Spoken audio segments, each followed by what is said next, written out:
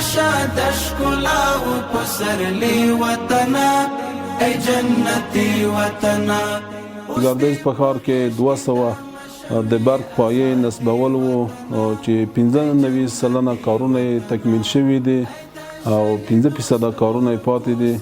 ان شاء الله هغه به هم په لنډ وخت کې تکمیل شي چې ټول لګښت ورباندې 9 میلیونه افغانۍ وو.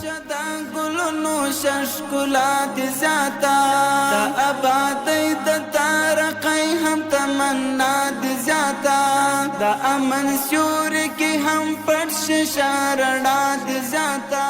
دې پروژې په اړه موږ پوښتنه وشوه او دې کې اوس موږ دا ځواب دی چې د پکتیا ولایت د دولینه په سرک مخکې د ګروپو لپاره کومه پایې نوې نصب اوس مهال د ګروپو لپاره پایې نصب شوې. ډېر سهولت رامنځته شو. د جنایي پیښو له امله کوم ستونزې موږ چې مخکې وي هغه هم رفع شوې. سابق چند تا تکر شد در می چند وقت پیش هم تکر شد.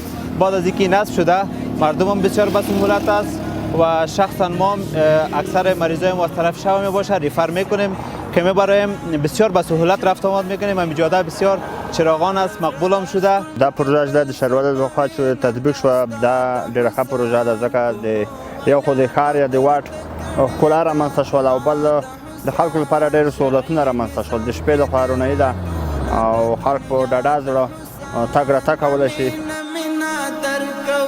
مبارکی وطنا ای جنتی وطنا خزان دی مشاد ښکلا و پسرلی وطنا.